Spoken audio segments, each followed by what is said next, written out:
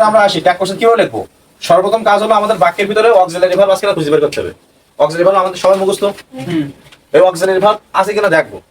তো প্রথম প্রশ্ন আমাদের অক্সিলারি ভার্ব আছে না, I am an SSC examining, এই যে এম আছে অক্সিলারি ভার্ব। পরের প্রশ্নে উইল আছে অক্সিলারি ভার্ব। তারপরে প্রশ্নে দেখো অক্সিলারি ভার্ব আছে, নাই নাই নাই আছে, বেশ কয়েক জায়গায় আছে, কয়েক জায়গায় নাই। তো আমরা যেটা আছে আগে প্রথম নিয়মটা শেষ করি।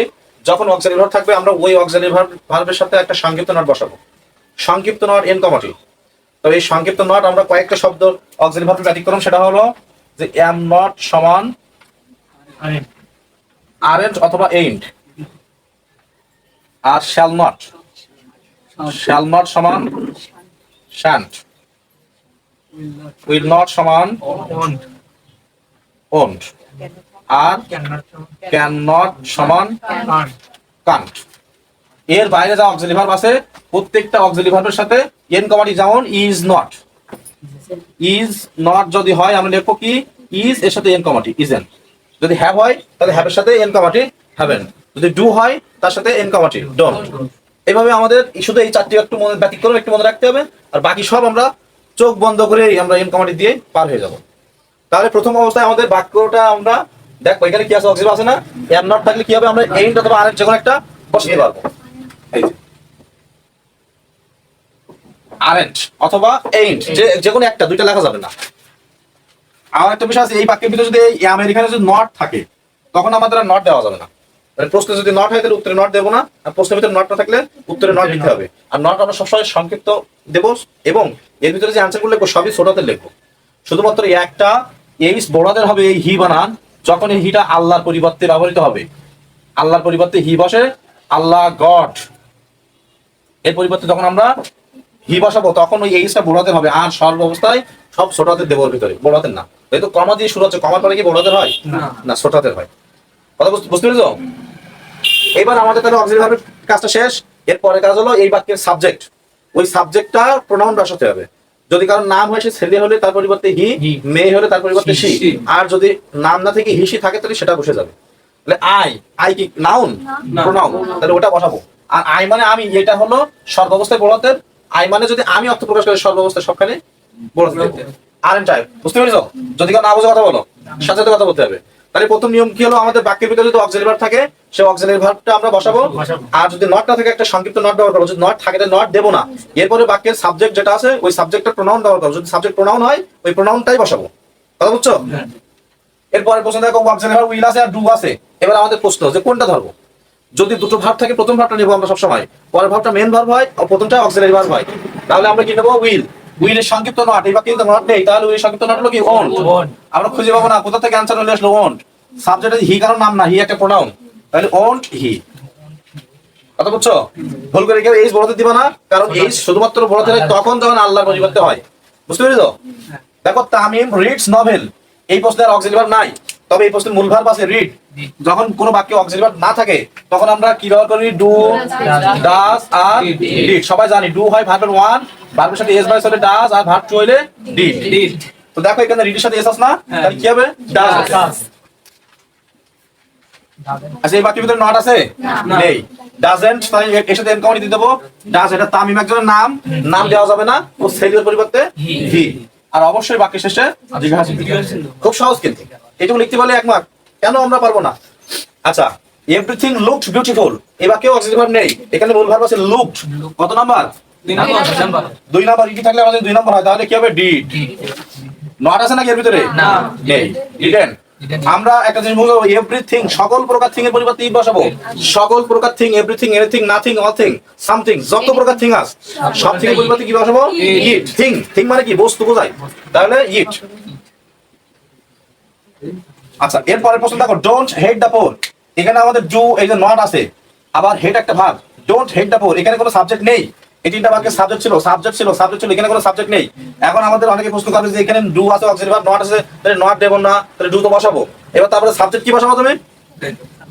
সাবজেক্ট কিন্তু নেই, এটা কিন্তু এই সেন্সটা তোমরা ঠিক রাখবা। হ্যাঁ এটা অক্সিলারি ভার্ব নট আছে, তাহলে আমরা এই যে বলছিল অক্সিলারি ভার্ব থাকলে বসাবো। এবার আমরা অক্সিলারি ভার্ব বসালাম ডু, নট এখানে আসলে নট বাদ দিলাম। এইবার আমাদের তো কাজ সাবজেক্টের পরিবর্তে একটা বসাবো, এই সাবজেক্টটা কই, নেই। যখন কোনো সাবজেক্ট থাকবে না বাক্যে তখন আমাদের ওই রকম নিয়ম হবে না, তখন সাবজেক্ট আছে সেটা ইম্পারেটিভ সেন্টেন্স হয়। ইম্পারেটিভ সেন্টেন্স আদেশ উপদেশ অনুরোধমূলক বাক্যকে ইম্পারেটিভ সেন্টেন্স বলা হয়। মূল ভার্ব দিয়ে শুরু হয়, অথবা নট দিয়ে শুরু হতে পারে, ডু নট দিয়ে, অথবা নেভার দিয়ে শুরু হতে পারে ইম্পারেটিভ সেন্টেন্স। এই ইম্পারেটিভ সেন্টেন্সের সাবজেক্ট থাকে না, ইম্পারেটিভ সেন্টেন্সটা নট হইতেও পারে আবার না হইতে পারে। ইম্পারেটিভ সেন্টেন্স হলে উত্তর আমরা দেবো হলো will you, will you, will you. Imperative sentence হলে কি লিখবো? উইল আর ইউ, উইল ইউ। ঠিক আছে, ওই যে সাবজেক্ট আমরা এখন ইউ নিয়ে আসছি, কারণ ইম্পারেটিভ সেন্টেন্সের সাবজেক্টটা উজ্জ্ব থাকে, এই সাবজেক্টে থাকে সবসময় ইউ, মানে কি stand up, come here, go to home. এটা একজন ব্যক্তি কাউকে নির্দেশ করে বলতেছে, কোন একজন ব্যক্তিকে, তাহলে সেই কাজটা করবে না। স্ট্যান্ড আপ মানে কি? স্ট্যান্ড আপটা উঠে দাঁড়াবে কে? সামনে একজন কেউ। তাহলে এরকম যে সামনে যে থাকে সে তো সেকেন্ড পারসন হয়। সামনে তোমরা আসো না, সবাই তোমার সেকেন্ড পারসন, সবাই তোমাদের বলবে ইউ বসবে এখন। আর যখন এখানে যে অনুপস্থিত তাকে উদ্দেশ্য করে বলা হয়, সে তো থার্ড পারসন।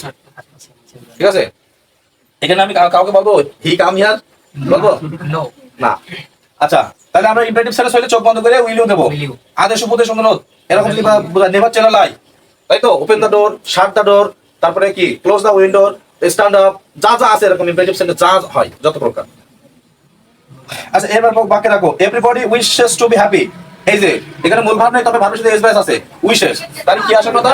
ডাজ। এই বাক্যের ভিতরে নট আছে না, নেই, তাহলে আমরা নট দেবো ডাজেন্ট। এখন বিষয়টা হলো এর সাবজেক্ট হলো এভরিবডি। যখন আমরা একটা জিনিস মনে রাখবো, কোন প্রশ্নে যদি এভরি দিয়ে কোনো নাউন থাকে, ভালো করে বুঝো, যেমন এভরি বডি, সকল প্রকার বডি, সকল প্রকার body, everybody, nobody, somebody, anybody, এই সকল বডি, সকল প্রকার বডি থাকলে কি হবে? তার জন্য দে বসবে, দে। আর আমরা মনে করবো আর দে এর পরে ডাজ, হ্যাজ, ইজ, অজ বসে না। এটা লিখে নাও সবাই, দে এর পরে কি বসে না? ডাজ, হ্যাজ, ইজ, অজ বসে না। দ্রুত লেখো, খুব দ্রুত লেখো। আচ্ছা, আমি আরেকটু বলি এই জিনিসটা, সকল প্রকার বডি, সকল প্রকার বডি, অথবা এভরি প্লাস কোন নাউন, এভরি প্লাস নাউন, যেমন every mother, every father, every man, এরকম যদি থাকে তখন তাদের পরিবর্তেও দে বসবে। ঠিক আছে, লিখো।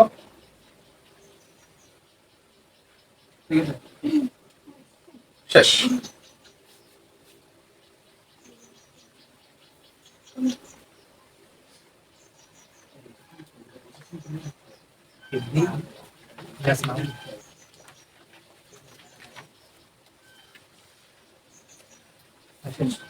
লেখা শেষ হওয়ার, এবার খেয়াল করো। তাহলে আমাদের আমরা কিন্তু সিস্টেমে যাচ্ছি, খেয়াল করো। প্রশ্নটা ছিল 6 নম্বর প্রশ্ন ছিল everybody wishes to be happy. আমাদের সিস্টেম অনুযায়ী প্রথম কাজ হলো অক্সিলারি ভার্ব নিয়ে আসতে হবে বাক্যের ভিতরে। প্রশ্ন থাকলেও আসবে, না থাকলেও আসবে, থাকলে সেটা আসবে, না থাকলে টু ডাজ ডিড। সেই হিসেবে আমাদের এস বাইসিসে ডাজ আসছে, আর নট নেই, নটও দিয়ে দিছি। এখন আমাদের এখানে যেটা বলছে যে এভরি প্লাস নাউন অথবা সকল প্রকার বডি, অথবা সকল প্রকার বডি এর পরিবর্তে দে হয়, দে হয়। আর দের পরে কি বসে না? ডাজ, ইজ বসে না। তাহলে আমরা এর পরিবর্তে আমরা অ্যানসার দিতে পারি কি? দে। তাই তো, জিজ্ঞাসা দিচ্ছি। আবার এখানে পরের লাইনে বলছে দে পরে আবার কি বসে না? ডাজ, হ্যাজ, ইজ বসে না। তো আমরা তো ডাজ বসাই দিছি এখানে, তাহলে তো বাক্য সঠিক না। তাহলে এই ক্ষেত্রে আমাদের নিয়ম অনুযায়ী এটাই হবে, বাট আমরা যেহেতু ডাজ বসে না, সেক্ষেত্রে আমরা এখানে করবো কি? ডোন্ট দে। অ্যানসারটা হবে কি? Don't they. আমরা দেখতে পাচ্ছি স্পষ্ট ডাজ হচ্ছে, কিন্তু কেন আমরা ডাজ বসাতে পারবো না? ওর পরবর্তীতে দে বসতেছে তার কারণে। বুঝতে পেরেছো? যদি ওইটা বুঝো, পরেরটা একই প্রশ্ন। নোবডি বিলিভস এ লায়ার, এখানে আমাদের ভার্বের সাথে এস প্লাস আছে না? ডাজ হওয়ার কথা।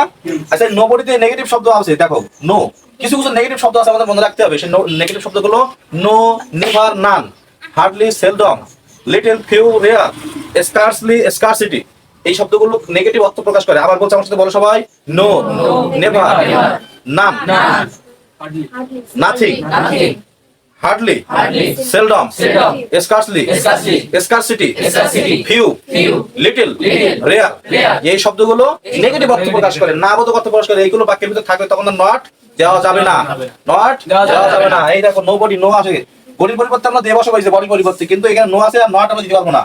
তো এই যে এস এর জন্য আমাদের ডাজ আসার কথা না, তাহলে আমরা ডাজ বসাবো এখানে। বসানোর পরে আমরা নট আর দেবো না, কারণ এই নো আছে তাই। আর বডির জন্য আমরা দিয়ে দেবো, তাহলে ডাজ দিয়ে যাচ্ছে। কিন্তু আমাদের বলছে দের পরে ডাজ বসে না, তাহলে আবারও আমাদের এখানে উত্তর হবে কি? Do they. উত্তর হবে কি? ডু দিয়ে জিজ্ঞাসা চিহ্ন, বুঝতে পেরেছো? আচ্ছা, এই যে লেটস 8 নম্বর কোশ্চেন দেখো, কোশ্চেন নাম্বার 8, লেটস অথবা লেট আস। এই লেট আস হলো ফুল ফর্ম আর সংক্ষিপ্ত ফর্ম হলো লেটস। এই যে লেটস বা লেটাস থাকলে তার উত্তর আমরা দেবো সবসময় শ্যাল উই। শ্যাল উই মুখস্থ করো, লেটস বা লেটাস কি দেবো? Shall we. শ্যাল উই, এই যে লিখছি শ্যাল উই। শ্যাল উইল না, কিন্তু অনেকে এই যে গঠনে পড়েছে সাবজেক্টটা শ্যাল উইল বিষয়টা এই শ্যাল উইল মেনে যাবে। এখন আমাদের সিস্টেমটা হলো একটা ভার্ব একটা সাবজেক্ট, উইল দিলে ওটাও তো ভার্ব হয়ে যাবে, এই কারণে হবে না, বুঝতে পেরেছো? শিলা হার্ডলি রিডস নিউজপেপার, এই যে রিডস হলো ভার্ব, এর সাথে এস আছে না, এর কি আসবে? ডাজ। আচ্ছা, এবার ওই বাক্যের ভিতরে দেখো হার্ডলি আমরা যে নেগেটিভ শব্দ কথা বললাম, হার্ডলি একটা নেগেটিভ শব্দ, নট হবে না। আর শিলা হলো কি, ছেলে না মেয়ে? ওর পরিবর্তে শি, ডাজ শি জিজ্ঞাসা চিহ্ন। নাইদার অফ দেম কমপ্লেইন্ট, এখান থেকে এই বন্ধু সব সাবজেক্ট। আর কমপ্লেইন্ট হলো ভার্ব টু। কমপ্লেইন্ট হলো কি হবে তাহলে? Verb two did. আর এই যে নাইদার একটা নেগেটিভ শব্দ, নেইদার, নেইদার একটা নেগেটিভ শব্দ, যার কারণে নট হবে না। আর আমরা একটা নিয়ম আছে যে most of them, all of them, some of them, any of them, এরকম অপের পরে যদি কোনো অবজেক্ট থাকে সাবজেক্ট হিসেবে এই অপের পরে যে অবজেক্ট থাকে ওর সাবজেক্ট ব্যবহার করতে হবে। এখন অপের সাবজেক্ট আমরা ব্যবহার করব, অপের পরে যে অবজেক্ট আছে দেম, ওর সাবজেক্ট হলো দে।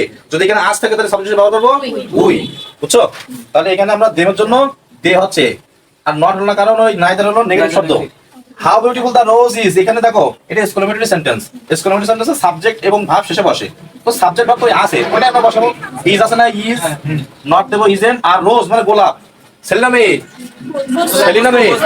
আচ্ছা, ছেলে বুঝলে হি দেবো, মেয়ে বুঝলে না হলো কি সে দেবো। আর এর বাইরে যদি কিছু তুমি বুঝতে না পারো তাহলে সেক্ষেত্রে তুমি ইট দেবো। যদি বস্তু বোঝো বা অনেক সময় তুমি অর্থ করতে পারছো না যে কি হবে তা ঠিক বুঝতে পারছো না, তুমি এটা তো বুঝতে পারছো ছেলে কি মেয়ে, এটা তো তুমি নিশ্চিত করছো ছেলেও না মেয়ে না, তাহলে সেক্ষেত্রে ইট দেবা। আর যদি বোঝো এস বাই এস থাকে অনেকগুলো বোঝায় তাহলে দিয়ে দেবা, ছেলে মেয়ে ব্যক্তি বস্তু যা হোক, যদি অনেক হয় সংখ্যায় তাহলে দিবা হলো দে। আর যদি না বোঝো একটা তাহলে ইট। তাহলে আমরা চারটি কথা মনে রাখলে হয়ে যাবে, ছেলে বোঝালে হি, মেয়ে বোঝালে সে। যদি তুমি এসব কিছু না বুঝতে পারো তাহলে দেবা ইট।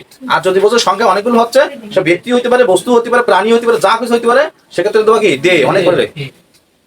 তাহলে রোজের পরিবর্তে আমরা কি দেবো? ইট। ওয়ান শুড কাম, এখানে আমাদের স্টুডেন্ট আছে, স্টুডেন্ট শুড অক্সিলারি ভার্ব। আমরা অনেক সময় অক্সিলারি ভার্ব চেনবো না, কিন্তু কিছু কিছু জায়গায় নট যুক্ত থাকবে, ওই নটটা থাকে অক্সিলারি ভার্বের সাথে, নট বাদ দুই ভার্বটা বসে দেবো শুড। আর পোস্টে যদি ওয়ান থাকে উত্তরে আমরা সেই ওয়ানটা বসে দেবো, ওয়ান, ওয়ানের পরিবর্তে হি বসে, আবার আমরা ওয়ানটাই দিয়ে দেবো। গুড মর্নিং, শুভ সকাল, হ্যাপি বার্থডে, তারপরে ঈদ মুবারক। যখন যেন কাউকে উইশ করি আমরা থ্যাংক ইউ, এরকম উইশ করা বোঝাইলে তার উত্তর হবে সবসময় ডোন্ট আই। কাউকে যদি উইশ করা বোঝায় তখন কি হবে? Don't I. এবার অ্যান্সার গুলো তাদের হয়নি লিখে নাও, আশা করি তোমরা বুঝতে পেরেছো। সেটা একটু পর্ব হয়ে যাবে।